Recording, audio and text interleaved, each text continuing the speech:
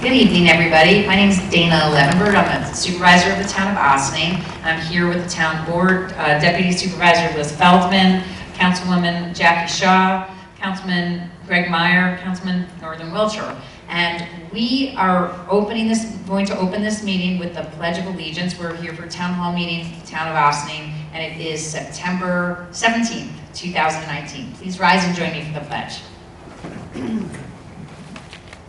I pledge allegiance to the flag of the United States of America and to the republic for which it stands, one nation, under God, indivisible, with liberty and justice for all.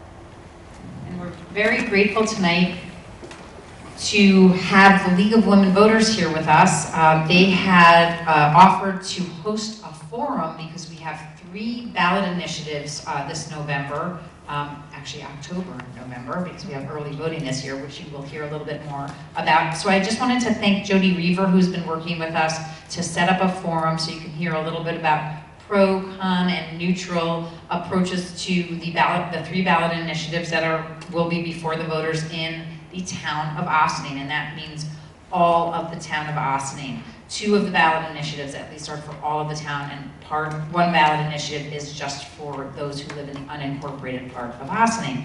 I also would like to thank Kathy Meany and Susan Schwartz from the League for joining us here tonight and helping to moderate and organize this event. And of course, I thank our public. We had heard belatedly that there was a back to school night this evening, I think at the middle school. And we're so sorry that that conflicts. Sometimes this does happen. We've been planning for this for some time because we have certain town hall meetings on our calendar planned in advance, and this one seemed the most appropriate date that was closest enough to the election, but not too close, not too far, so there's still time for people to think. We are videotaping this, as you can tell if you're watching, and we will be posting it to the town's YouTube page, where you can watch all of our meetings. And we invite you also to go to the town's website, where there is more information about how we got here this evening. We call it Project Forward, and it will give you a little insight as to why the town decided to put forth these 3 local laws, which are subject to public permissive referendum. So you have to vote on them if you're in the public. Mandatory referendum. Mandatory referendum. So either way, you have to vote. And however the public votes is how this will go down. Jody Reaver is going to give a little bit more of a description of what exactly the ballot initiatives are. I did want to just say we're here at the Ossining Public Library, and we thank our partners at the library for hosting us on a semi-regular basis for these town hall meetings. But also, it just so happens that there is a wonderful exhibition here in the hall this evening that I didn't know about, that is a tribute to Greg McWilliams, who was a local architect. He also happened to be a very long-time member of the town planning board. And it's really moving. His daughter-in-law took photographs of his studio shortly after he passed away, which was just this past year. And then there's also some sketches that somebody else close to him had done of him and some of his work and some of the important parts of his life. So I encourage you to come to the Ossining Public Library to take a look at that, and what a wonderful tribute. And finally, I just wanted to mention, I'm not going to do a lot of announcements this evening, but we have been working hard to help with a performance that will be taking place in our town park at Engle Park, way at the end by the near to where Sing Sing Prison Museum will be eventually. And the Sing Sing Prison Museum has brought here dance performers from San Francisco called Flyaway Productions. The performance is called The Weight Room. I believe you're gonna see or read a little bit about it in the New York Times, because there were some reporters down there today.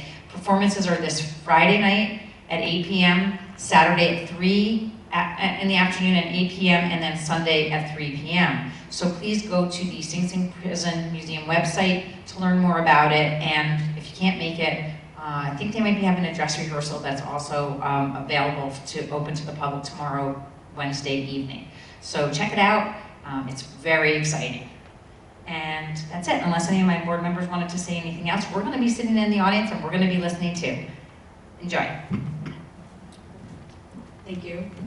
Thank you for the introduction. Good evening, welcome. As stated, I'm Jody Reaver and the current president of the League of Women Voters of the River Towns. And I will be the moderator for this evening's event. The League of Women Voters is proud to be nonpartisan, neither supporting nor opposing candidates or political parties at any level of government. We encourage informed and active participation in government. In addition, we work to increase understanding of major public policy issues and influence public policy through education and advocacy, much like tonight. The League of Women Voters was asked by the town of Ossining to conduct a forum about the ballot initiatives that are being proposed in the town of Ossining. The ballot initiatives are to convert the elective offices of town superintendent, town receiver of taxes, and town clerk to appointed offices. There are copies outside in the hallway of these specific ballot initiatives in both English and Spanish. And this may be boring, but I'm going to read the ballot initiative so that we're all on the same page as to what the ballot initiatives state. Ballot proposal, Town Superintendent of Highways. Question, shall local law number 4 of 2019, which provides that the elective office of the Town Superintendent of Highways be abolished, and the duties and responsibilities of the elective office of Superintendent of Highways be transferred and vested in a newly created appointed Office of Superintendent of Highways, which is appointed by the town board, be approved. That's the first ballot initiative. I'm not sure exactly what the order is on individuals' ballots, but these are the 3. Ballot proposal, Town Receiver of Taxes. Shall local law number 5 of 2019, which provides that the elective office of the Town Receiver of Taxes be abolished, and the duties and responsibilities of the elective office of Receiver of Taxes be transferred and vested in a newly created appointed Office of Receiver of Taxes, which is appointed by the town board, be approved. And ballot proposal regarding the town clerk. Question, shall local law number 6 of 2019, which provides that the elective office of the town clerk be abolished and the duties and responsibilities of the elective office of town clerk be transferred and vested in a newly created appointed office of town clerk, which is appointed by the town board, be approved. To consider the proposals, the town of Ossining found 3 speakers representing the different sides of the issue. Each speaker will have 15 minutes to speak, after which time we will allow audience questions. We have question cards, and I encourage you to get a question card and write a question or 2. We will allow each question can be directed to a panelist, but every panelist will have an opportunity to answer the question if they should want to. We will try to keep answer-response times to 3 minutes. This is not a candidates forum, so we're not so strict as we are with our candidates forums, but at the same time, we do want to move through as many questions as possible. So to introduce the panelists, at the very end, we have Kyle Wilbur. He is a local government specialist with the New York State Department of State. He has dedicated the majority of his professional career, as well as much of his public life, to local government service. This has included the promotion of sustainable communities through programs like the New York City Watershed Memorandum of Agreement and the New York State Quality Community Initiative. Currently, Kyle is responsible for the implementation of the Local Government Efficiency Program to assist local governments identify opportunities to reduce costs and increase the efficiencies of local service delivery. He is also the New York State Program Manager for the Appalachian Regional Commission, a federal, state, local partnership that promotes community development throughout the spine of the Appalachian Mountains. Jerry Fiala retired from the position of Newcastle Town Administrator in December 2010 after serving in local government for 33 years, with the past 27 of those years in the capacity of the Chief Executive Administrative Office. Prior to his tenure in Newcastle, he worked in the villages of Ossining, Tarrytown, Scarsdale, and the city of Newburgh. In August 2011, he began working for Historic Hudson River Towns, serving as their part-time executive director. From November 2012 through May of 2017, Jerry served as the part-time executive director for the New York State City County Management Association. the state affiliate organization to the International City-County Management Association. Currently, he is administering the Municipal Employees Benefit Consortium. Mary Brining is the current receiver of taxes for the town of Portland in Portland Manor, New York. She oversees the billing and collection of $160 million in real property taxes on behalf of the town of Portland, Westchester County, assorted special districts, and 5 school districts. Prior to working as the receiver of taxes in Portland, Ms. Brining worked as a broker with Coldwell Banker Residential Brokerage in Croton, New York. She also worked for the Wildlife Conservation Society in the Bronx, and she also served as a manager for a capital campaign at Manhattanville College. Her current community associations are the Westchester County Association for the Receiver of Taxes, where Mary is the current president, and as well as the New York State Association for the Receiver of Taxes. Now that introductions have been made, we will proceed to our first panelist. Again, I'd like to remind you each panelist will have 15 minutes to present their perspective. And the first panelist is Mr. Wilbur. Thank you, Jody. Yeah. Is this fine? I don't want to lean too much. So as Jody mentioned, I work in the Department of State, Division of Local Government Services. And what does that mean? It means we help local officials in 62 counties, 5 of which are in New York City, 933 towns, there's just one created recently, about 500 villages and 62 cities, right? So we do a lot, and it's from Long Island to Niagara Falls.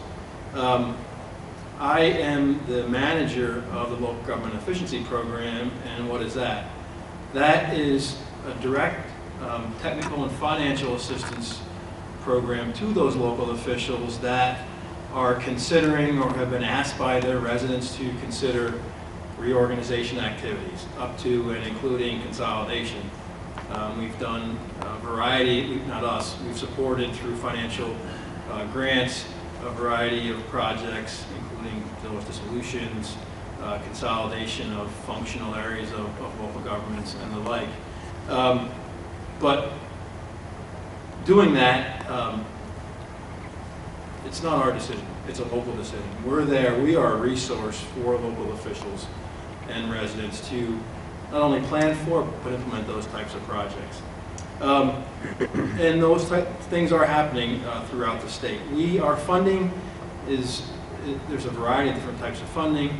A few years ago, OSNI approached us for funding from our Municipal Restructuring Fund, which is a multi-phased approach to reorganizing local government. We approved a grant to them to help get these types of questions on the ballot. If they're successful, they will be eligible for additional funding to move forward with particularly the highway piece. And that's what I'm going to talk mostly about. That's what we see in the majority of our projects. We have supported a few grants for the consolidation of receiver of taxes into the town clerk's position. We haven't really done much with just the town clerks. My perspective as well, I'm the son of a supervisor, town supervisor, so when I was a little kid and Dad would get, all these questions at the grocery store, I'd be like, well, what's going on, Dad? So now I get it, right? It's a hard job. And I was only in a town of 4,000 or 5,000 people at the time. I'm also a lieutenant in my volunteer fire company. So when Jody said, I'm not a supervisor, haven't been elected to anything, but I've been appointed to a zoning board, elected by my peers as lieutenant in our fire company, as well as live with a supervisor. So what's going on? Through our grant program, we have, in the past 10 years, supported about 85 different highway projects. Not necessarily all dealing with full-scale consolidation. There have been a few. And currently, I've identified about that there's about 10% of the towns in New York State where the highway position is appointed. About 4 to 5%, I think, where the town clerk is. I'm not sure how many with the town receiver of taxes. You know, and there are a few of those that are in Westchester County. Cortland for the highway, Newcastle, I believe, Pound Ridge, Scarsdale. There are many in the western part of the state, but it ranges from large to small, right? It's not just, you know, large municipalities that are moving to this route or smaller. It's really about, you know, what local governments want. There are, you know, benefits to both. Elected highway, elected town clerk, you're accountable to the residents, you know, at election time. You know, but there are other benefits to appointed positions. You know, you can often expand the pool of potential appointees.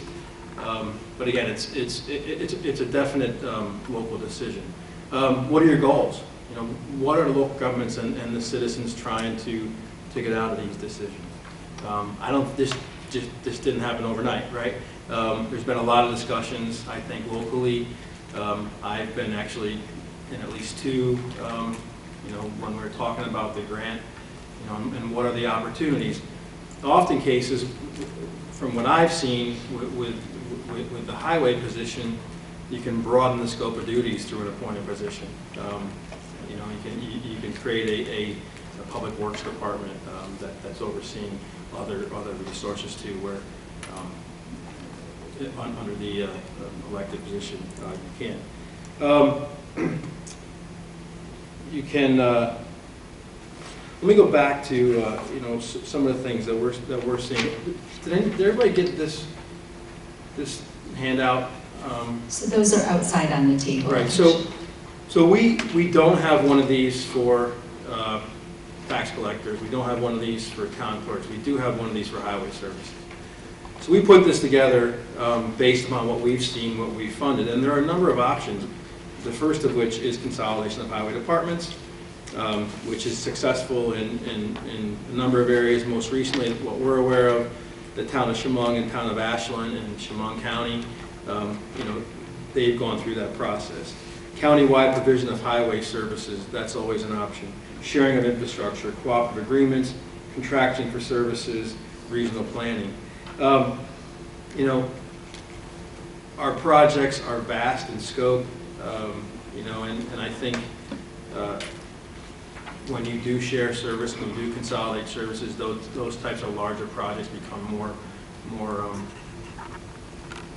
easier to implement, you know, because there is true sharing. Another question that you should ask: which process, elected or appointed, is most likely to result in the selection of an individual who can lead the department? You know, what other actions will have to happen if the referendum is successful? I often get the question when folks call me to say, "What do you want us to do with your grant money?" Right? You know, you have money. What should we do? I say, look, I don't live in your community. What do you want to do? You know, what are you thinking about? We can help with that. We are helping with Ossining. Again, they have a grant program with us that we'd like to see move forward if possible. What else do we have here? Again, we are aware that these decisions are local, but you know, I think it's important to rethink sometimes how we provide services and the opportunities that our grant programs provide folks, enable local governments to do that. You know, so I applaud this effort in a way, because you are rethinking about the design of local government going forward, and it's a good opportunity for the residents to speak on that matter, which I think is always something that is positive. So I guess that's about 10 minutes. Yep, you finished yours. Okay, great, thank you. Now we'll go to Jerry Vela for the pro side. Thank you very much. Thank you. Thank you for good evening, and thank you for having me here tonight. To prepare for today, what I started to do was think a little bit about the history of how we got to where we were. You know, what created the formation of towns the way they are? Why do we have these positions as elected positions? And you know, why is that still a good idea when you start to think about how far back it was formed. So the Secretary of State's department has this great local government handbook, and going through it, you find that the towns were the first formation of local government in the state of New York. When the British sovereignty was here in 1664, they began to develop a pattern of local governments, and in 1665 they did these code of laws known as the Duke's Laws. It's not John Wayne the Duke, it's the Duke of New York, just so it gets confused. And they confirmed the boundaries of 17 towns, and the laws that established these gave the freeholders the right to vote and provided for a town meeting system resembling one of that which you still see that's in existence in the New England area. About 20 years later, Governor Thomas Dongan, D-O-N-G-A-N, established this General Assembly of Freeholders, and that was the charter to start to outline the principles by which the colonies should be governed. And that's when they started to develop the issue of counties. The Assembly divided the province of New York into 12 counties, and they became the representation basis for this area. Now, they developed they signed a charter. It was vetoed shortly thereafter, and then in 1691 there was a new assembly under Governor Slaughter that passed new statutes reasserting the principles contained in the first charter. And what was interesting, that first charter created the office of the town supervisor, interestingly enough, and that originated at the time as a directive to each town to elect a freeholder to be called to be called a town treasurer. The town treasurer at the time wasn't to administer the affairs of the town, but it was really there to examine and publicize the necessary charters of each respective county. So actually the town treasurers at the time were more county-wide based for finance. So that's how this started back prior to 1700. And it's interesting. It was interesting for me to realize that the towns were the actual first true formation of government in the state of New York. So let's move forward and start to understand how the towns operate today. Under town law, previously it was always conceived that towns were involuntary subdivisions of the state, constituted for the purpose of more convenient exercise of governmental functions. They were not municipal corporations. However, that has now been changed. Recent court decisions have determined that a town is a municipal corporation formed with the purpose of exercising the powers and discharging the duties of local government and administering the public affairs that have been or may have been conferred upon them. So now you're looking at a town as a municipal corporation. It is no longer a governmental jurisdiction, okay? And when you think about that, it's very important because it starts to lead you to the theory that a town government should be viewed and administered as a corporation, okay? It's not a political jurisdiction anymore, it's a business. And it's reflecting that establishment from 350 years ago. So it's formed to discharge local government duties, administer public affairs, and provide for the health and welfare of its residents. Now, towns are broken up into several classifications. It's a first class and a second class town, and actually in Westchester County, some of the suburban areas, you can actually be designated as a suburban town. There's different categories for each. Ossining, I validated today, town supervisor, is a first class town. That is all based upon its size and its population, and also proximity to a major municipal area, such as the city of New York, quite likely. What's interesting in town law, what it says is that a town which has become a town of first class shall elect at its biennial town election the following town officers: supervisor, town clerk, town superintendent of highways, those positioned for a term of 2 years, and a receiver of taxes and assessments for a term of 4 years, except as otherwise provided by the chapter. So if you read down, that last sentence is very important because it makes reference to the fact that the possibility exists that a town board can choose to not have those positions as elected. They have that authority. And they recognize that not all situations should certain positions be relegated to being filled by the elective process. This bestows upon the town board the authority to amend the section of law. And the change can be done, actually, there's a provision in the law that allows it to be done by a permissive referendum early on, but most of the times it's done by a mandatory referendum, such as what's in front of you today. So, if you keep reading down the section of town law, it says the town board by its own motion may cause to be submitted for the approval of the electors a resolution that would change this and allow these positions to be filled by an appointment. And furthermore, there's a provision in there that says In any town in which the office of the receiver of taxes and assessments shall be appointed, the town board may appoint the town clerk of a town as the receiver of taxes and assessments, giving the forethought to allowing positions to be consolidated, okay, at least in this area.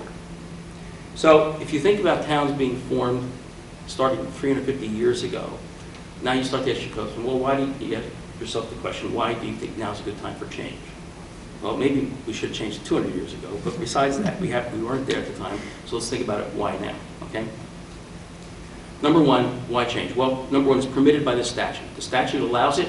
The statute thought about it when it was, when it was drafted, and they recognized that there could be options on how a town board might want to fill these positions. And it gives the authority to the town board to make that determination, which is important, which is where we are. The requirements of these positions have really changed over time, okay? You have many new demands for local government services. You have many changes in technology. They require greater skill sets that may not be evident in a person who just is 18 years old as an elector and decides to run for an office. Okay? This gives the board the ability to vet people for these positions that are qualified and or have the skill set necessary. Government has become much more complicated, and I think anybody in this room who's had any involvement with government would agree with that statement. Our accounting systems, reporting requirements by law, auditing, information technology, legal requirements that we now have, record retentions, how our residents expect us to do business with them. Most people don't want to do paper anymore. Most people want to do things online and have all that technology. They have all evolved into a science of their own. Okay? So each of these areas, if you look, there's separate systems, there's separate technology. It's a new world out there for local governments. And actually, when you think about it, governments are really behind the curve of that technology in many instances. The private sector is far, far ahead of us. Okay? Two of the positions that you have under consideration are basically administrative in nature. They have very little or no decision-making authority or policy implementation authority. That authority predominantly rests with the town board or in some cases with the state under statute. Okay? If the receiver of taxes gets somebody to come in with a late payment, they do not have the ability to waive the penalty. If the town board says we're going to sell 350 parking permits a year, when the 351st person comes in, technically they're not allowed to sell the permit. So the authority for setting those policy decisions and making those determinations rests with the town board. And many times through my career, I can tell you that a receiver of taxes or a controller or a clerk has said that's the decision that the board made. If you have a question or want to appeal that decision, you must go to the town or the village board to make that appeal. That is the court of last resort in those questions. I think residents today, we really do have an expectation that our local governments are going to be run efficiently wherever possible. It can never be run 100% efficient. It's almost an impossible goal to achieve. But by making these changes, what you do here is you do put the accountability for the performance of government solely within the hands of the town board. Okay? There's no longer that caveat that says, well, they don't report to me or I have no control over them. You know, they're elected by the public. There's not much I can do. The functionings become accountable to the town board. And giving the board the authority to appoint these positions places the board in a position to set the expectations of performance as well. As Kyle indicated, it gives the board the ability to expand the duties of a highway superintendent, to expand the department's role to become a true Department of Public Works as opposed to just a highway department. It gives the board tremendous opportunities to do that, and it also looks at how you're going to foresee where you want to go in soliciting the person to fill the position today. So it gives you the ability to think ahead. When you think in terms of consolidating a clerk and a receiver of taxes, in theory, in the elected environment, it's very difficult.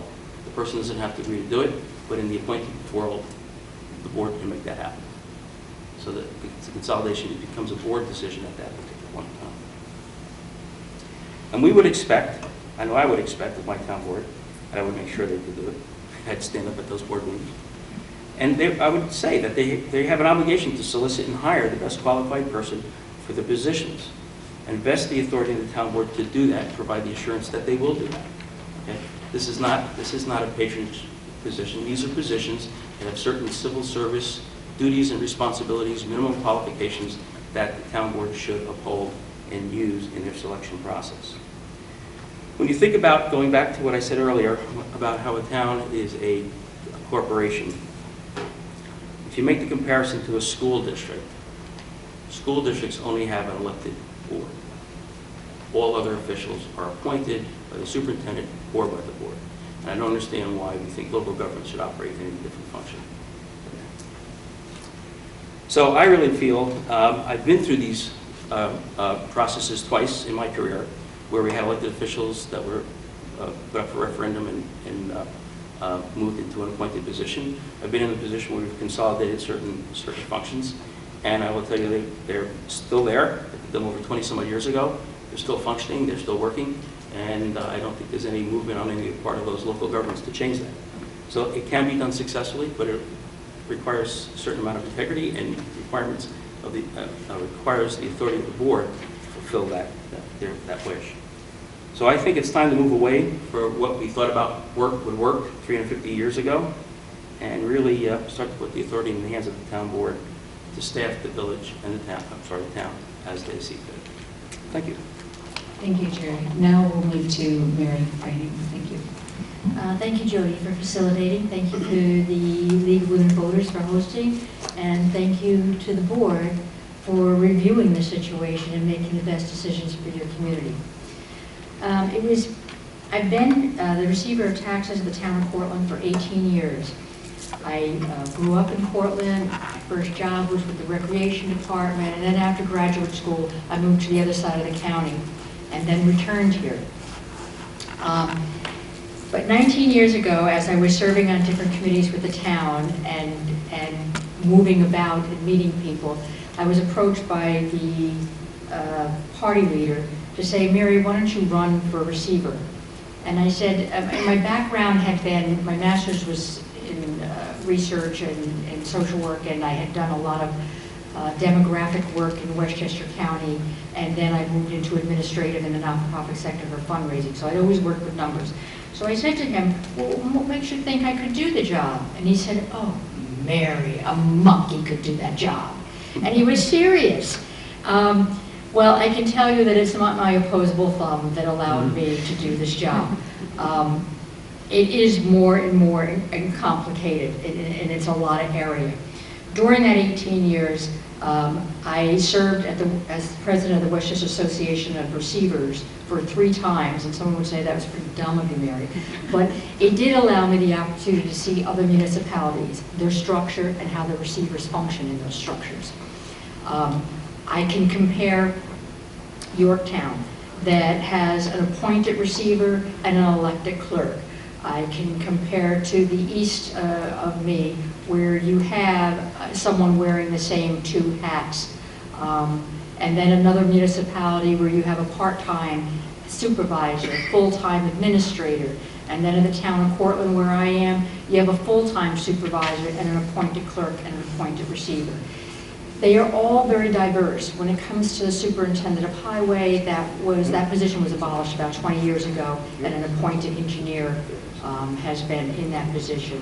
But the one thing that comes true, no matter how diverse these structures are, there is the continued commitment to serve the public in the most cost-effective, efficient, and never compromise the quality of service. Because I come here not to make decisions for the Ossining, not to do anything to share my experience. Because it's ultimately about preserving home rule and the qualities that make local government unique. And that is the accessibility, the accountability, and the shared commitment to community service where we live and work.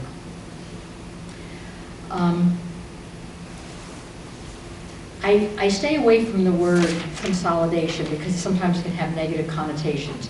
But every company takes the time to look at how the organization is operating, whether to streamline services, and how best to serve the community. That is an admirable role to play.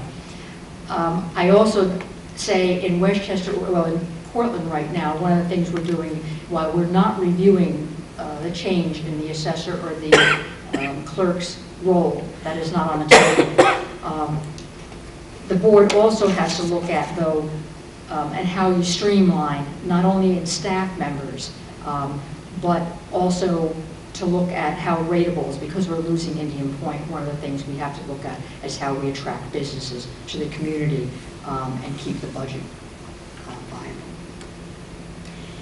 viable. If you look at the receiver's job, it is so clearly defined by state government. There are no shades of gray. This is how you collect the money. And if you don't collect the money, you're in violation of the law. It is not a local policy. It is not the town board that determines those laws. They are set by the state. They are more stringent than the IRS collecting income. There is no room for play. And it's not only just the state, but then you have the Westchester Charter that determines how you will collect. The receiver has the fiduciary responsibility not only to the town, but to the county, and in my instance, there's 5 school districts, and a host of special districts because we're spread out in Portland.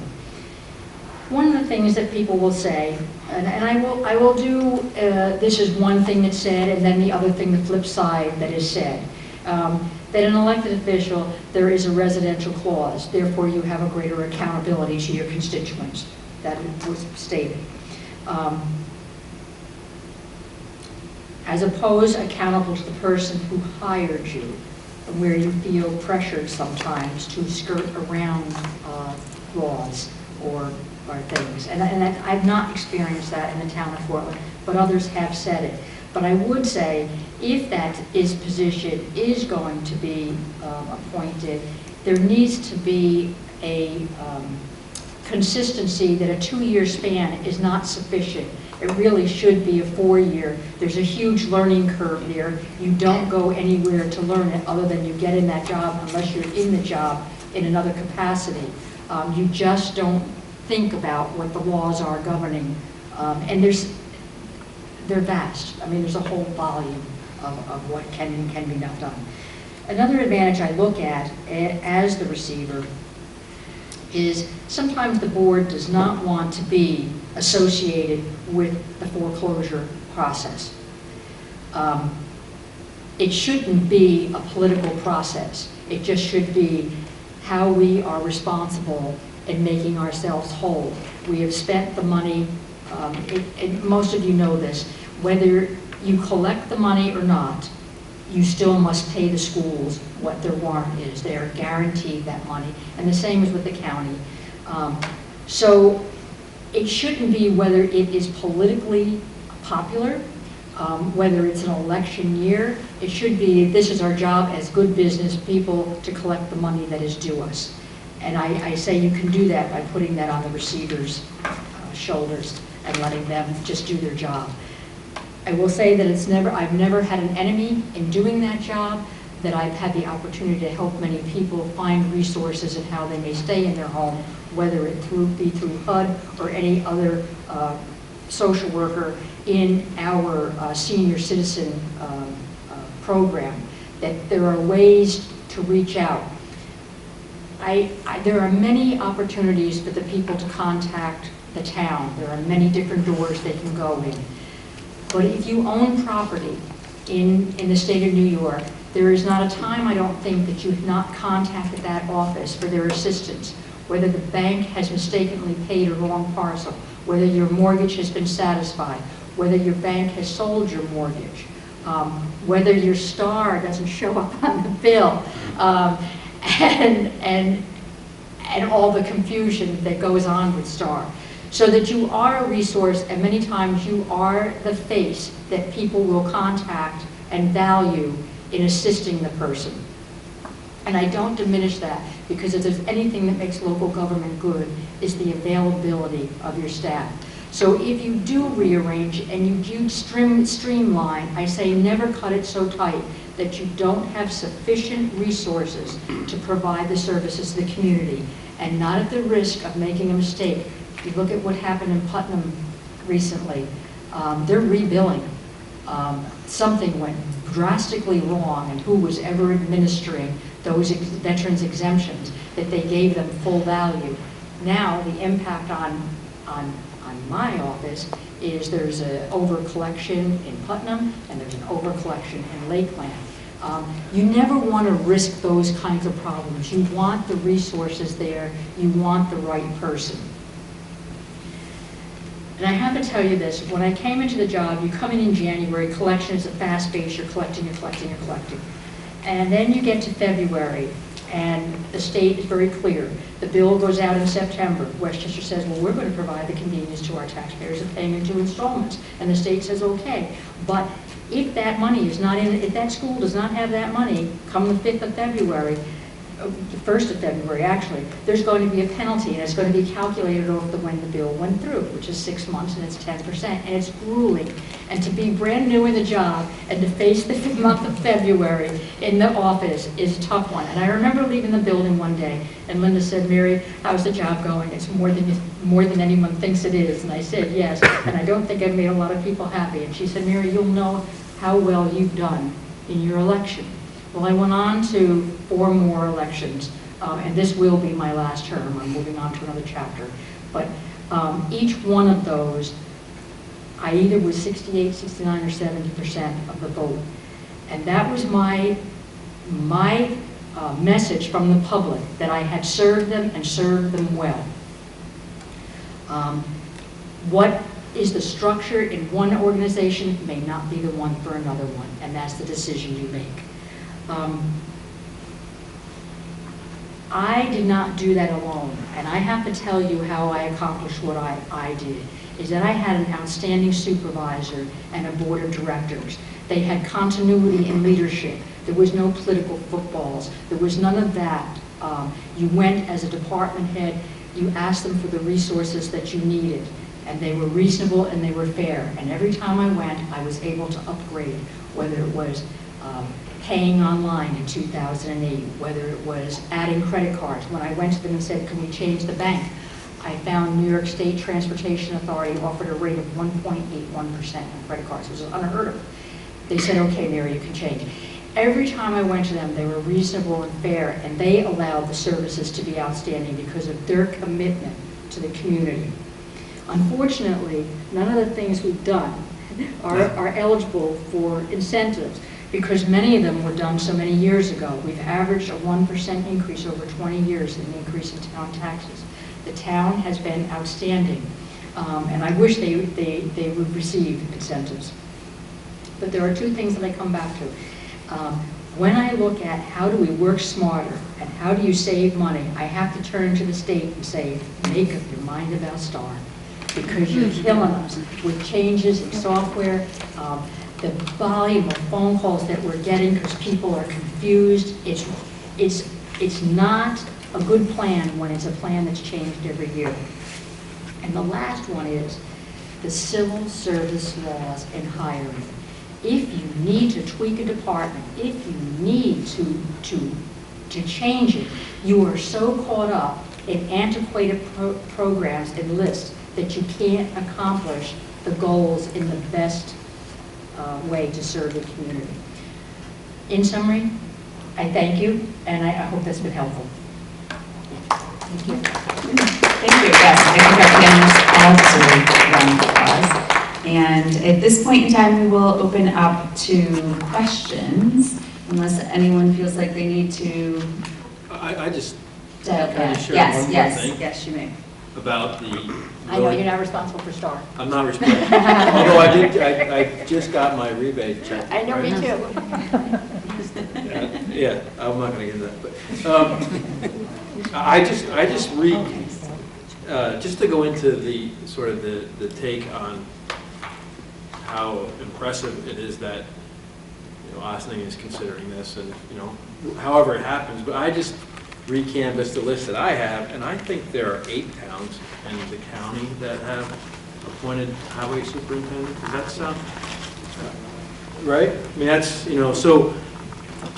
Westchester's sort of leading the way in considering this issue, and I think it may be because of some of the benefits that may arise from a larger pool of candidates and sharing services or putting different expanded responsibilities into that position. So my math was wrong.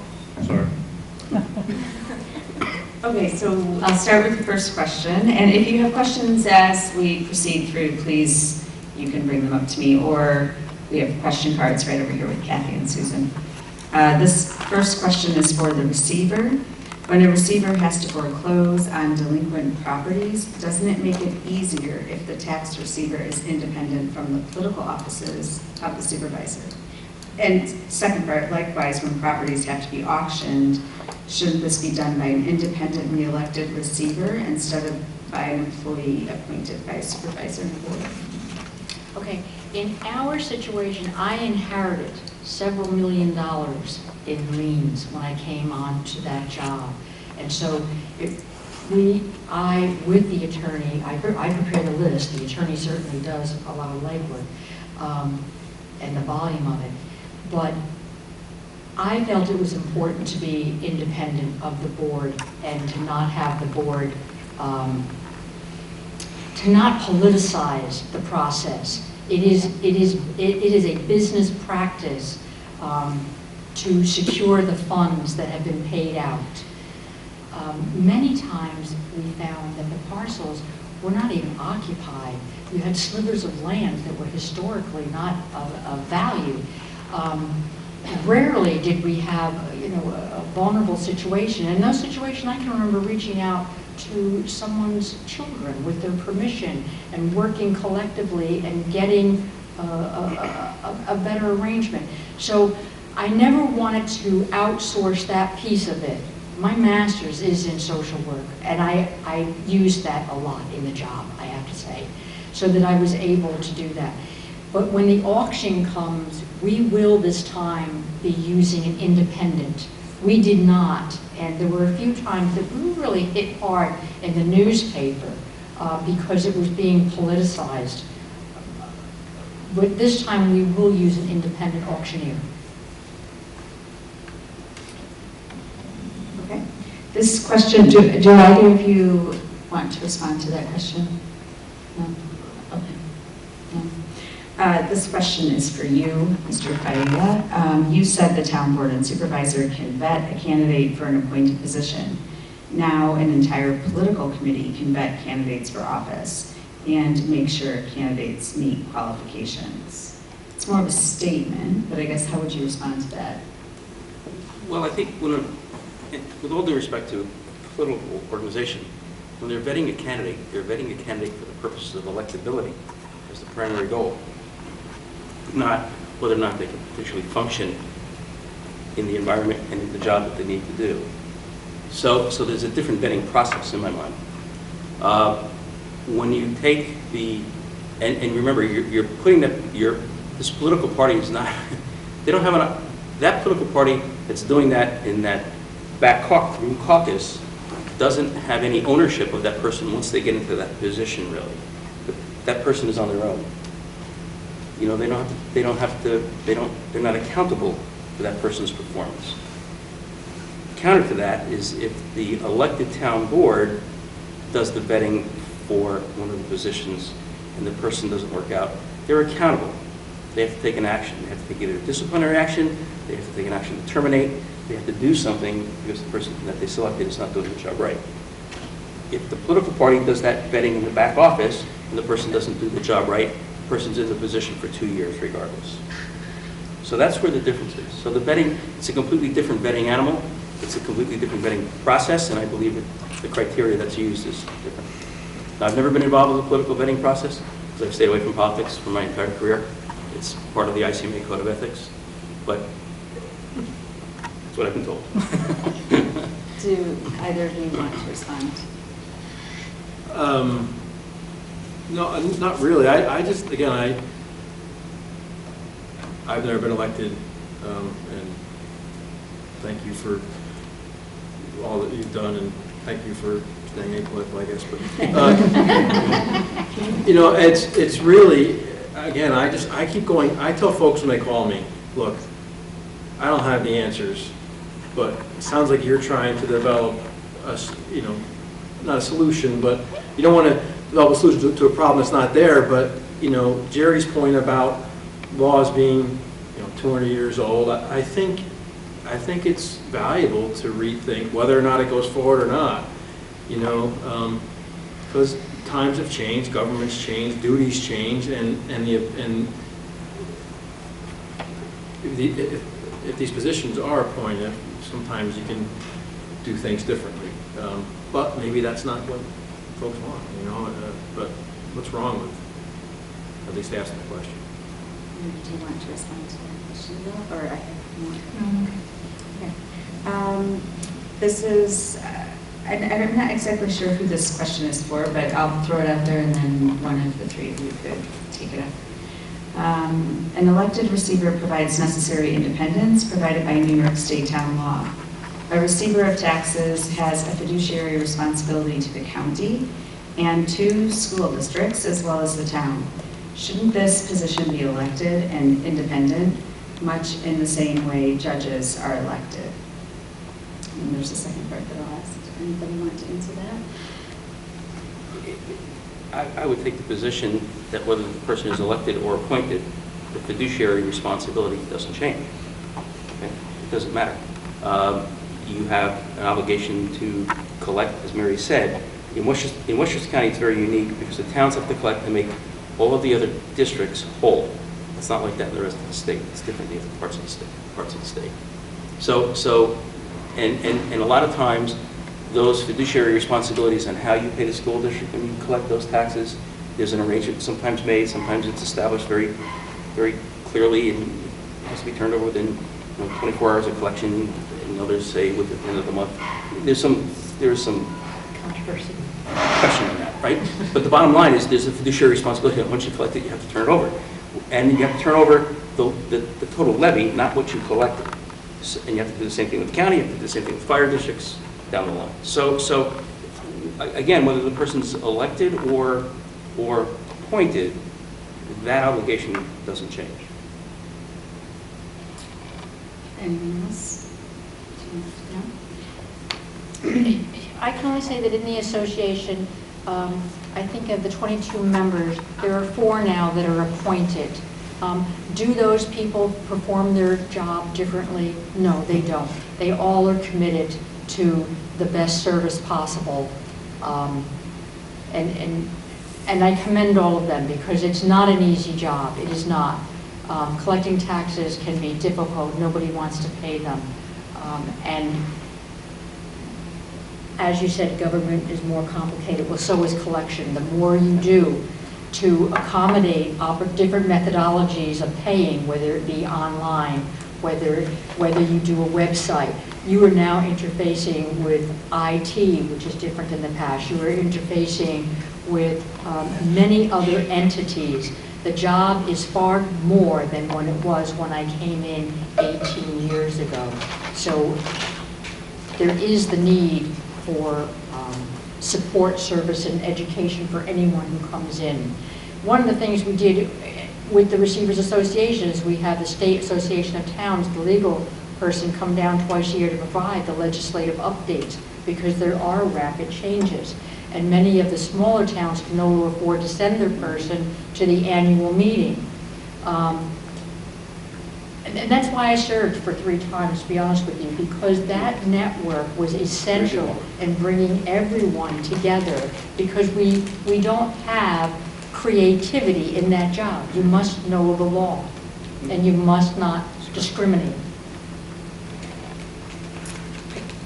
Here's another aspect of this. The receiver provides checks and balances between the assessor, who sets property assessments, and the supervisor's office, who sets the budget and determines tax rates. Shouldn't the receiver be elected to better provide the checks and balances and not be beholden to the town supervisor?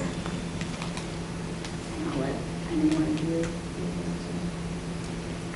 I can say in the town of Cortland, we divide up the functions so there's no conflict of interest.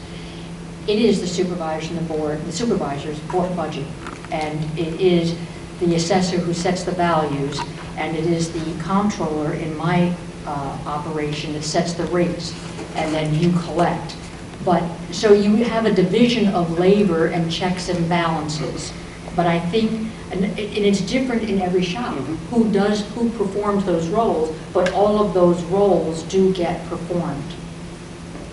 And I like it that it's not one person. because you have to have a balance.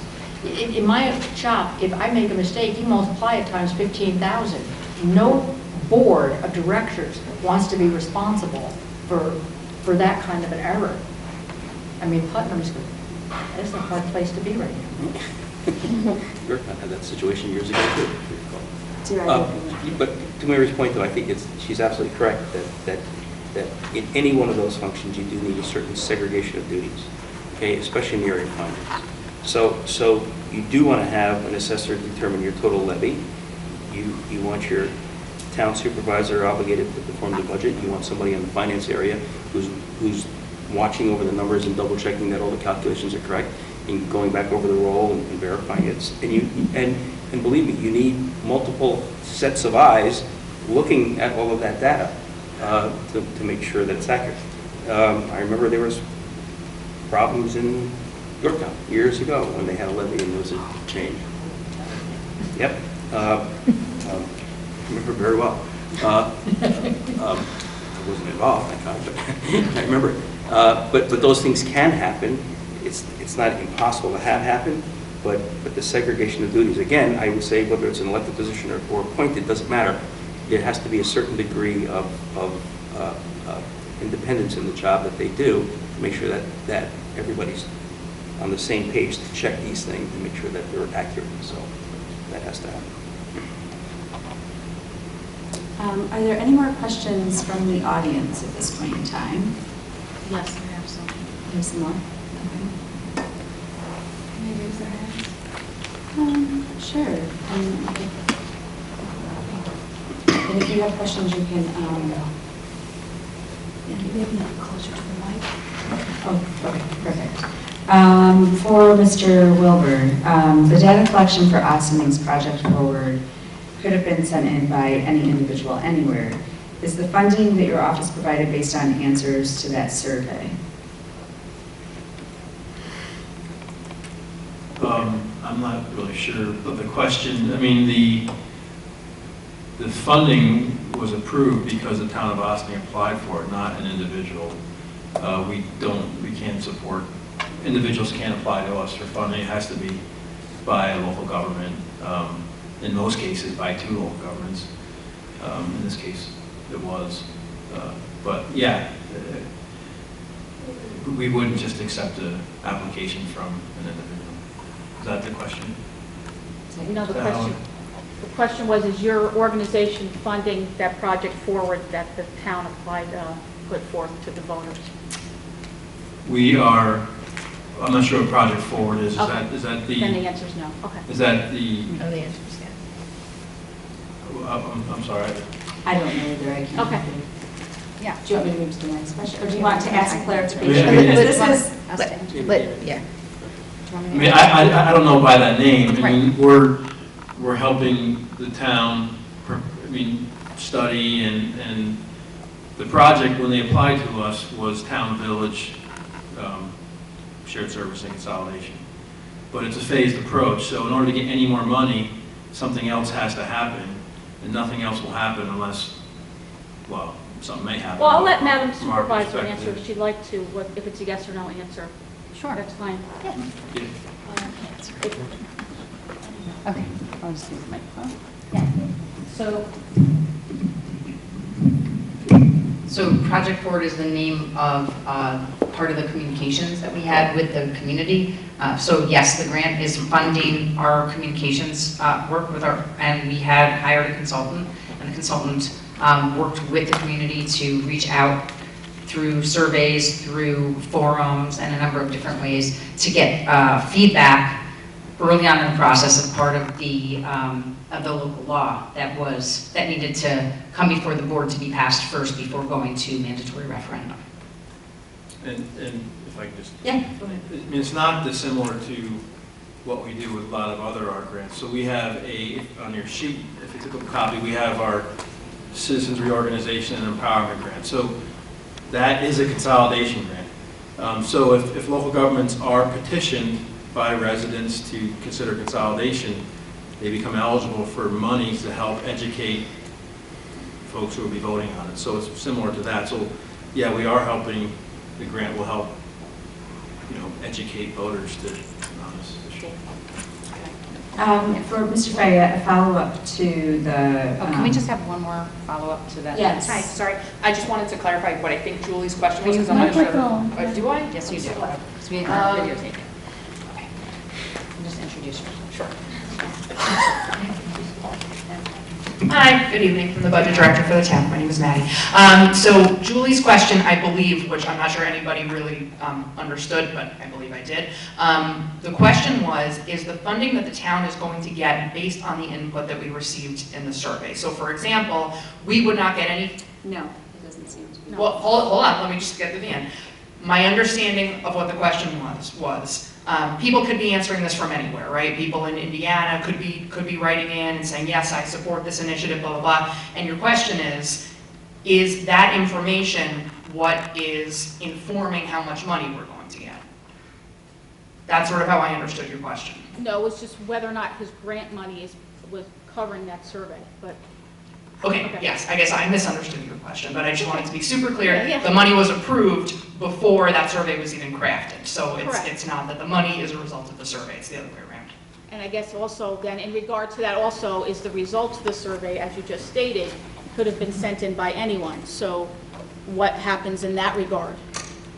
The survey was really to get the temperature of the community, much as these public meetings have been. So I don't think that the results of that survey standalone really are significant statistically in any way, shape, or form. Yes. Do you want me to move to the next question? For Mr. Freya, follow-up to the reboard vetting an individual or a party. Don't you agree that a person in civil service working for the public should be put in the position by the many citizens and not just by board members? No, I would disagree with that statement. In my capacity, I've had the authority to hire and fire people in my role. Talking to the microphone. And I've done so, and it never became a political issue. Again, when you vet for these positions, you solicit from certain organizations and associations or throughout the village, town, wherever you want to do it, but you look for somebody who has qualifications that kind of meet the job requirements. And if you follow that as a practice, I think you would end up with a good candidate for a position that can perform the job. I don't understand, I was kind of confused by the question, because usually in an election you're not vetting a person for that. It's a little bit different. So.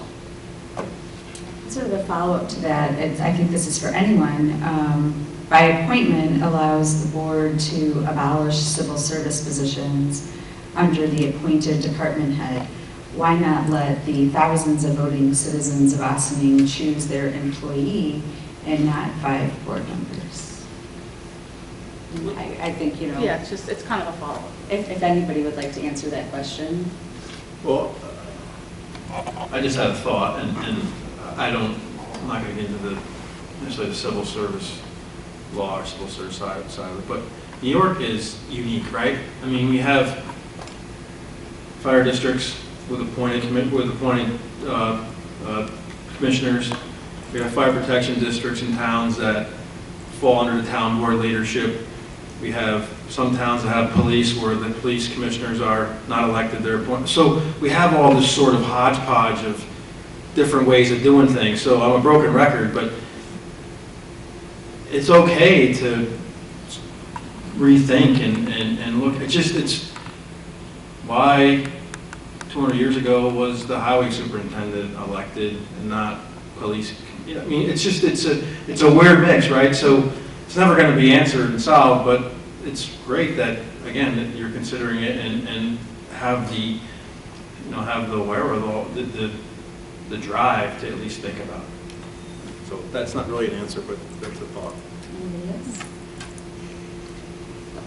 No? Okay. Any more questions? Okay, one more question.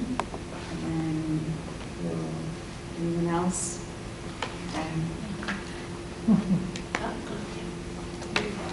Susan?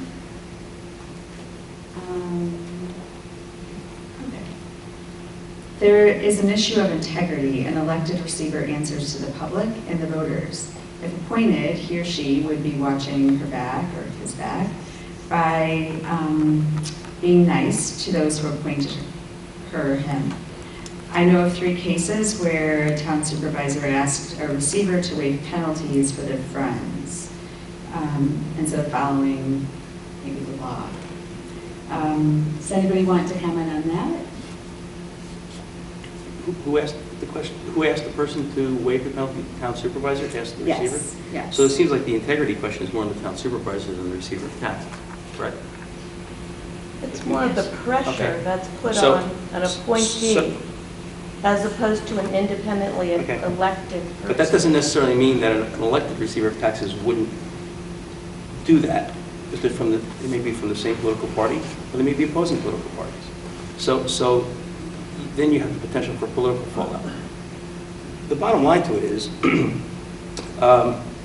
when you put somebody up for election, I don't think we do background checks. There's a different degree of vetting, as I said earlier. And then once the person is in the position, if there is an integrity question that comes up, you still have the person in the position for the 2 or the 4 years of the term, okay? Unless the person decides to resign on their own. With an appointed position, there is no term. The person serves usually at the pleasure of the board, the appointing authority. If there's an integrity question, the person can be removed. It's a much more transparent, in my opinion, opportunity for the board to correct a problem. But in the case that was just stated, it seemed to be that the integrity question is more on the supervisor's position, even thinking that they should ask that question, when in fact it's prohibited by law. Okay, so again, whether the person is elected or appointed, you would think that that person follows the requirements of their job and does the right thing and stands by their integrity, even if required, even if it means a dismissal. Okay, that happens. Okay. Anybody else? It's a hard position to be in, but it's incumbent upon the receiver, who tend to be pretty strong people in facing that and doing what they know. They're audited. And they're personally responsible. Believe it or not, that's what the law says. They're personally responsible. So you may be bonded, but if something goes wrong in your office, the bonding company can take care of the town and come after you. So the receiver holds the responsibility to provide the best service, but yet the accurate collection. Does anybody want to provide any closing statements for this evening? Who's on the panel? No? This has been very interesting, and it's the voters of Ossining. I should have stated that as a moderator, we have a rule of the league that you cannot live in the municipality where the vote is taking place. And I don't live here, and so it's not something I can vote on. But I'm happy this forum took place because it provides education and information for the voters out there before the election. I want to thank all of the panelists. Yes. I would just say, anybody can. I did a simple Google on appointed positions, right, and found a lot of information, even boards where they presented policy positions, so you can find communities of like size and find that they're all in different positions. Some have all appointed positions, some have 1 or 2, some have none. So, it's fairly easy to educate yourself on who's considering this and what some of the benefits are and cons. So I think the information's out there. And that's great. That's something we as the league like is educated voters, right? So take the opportunity to learn about what it is that you're voting on. So thank you to all of the panelists for being up here. And yes,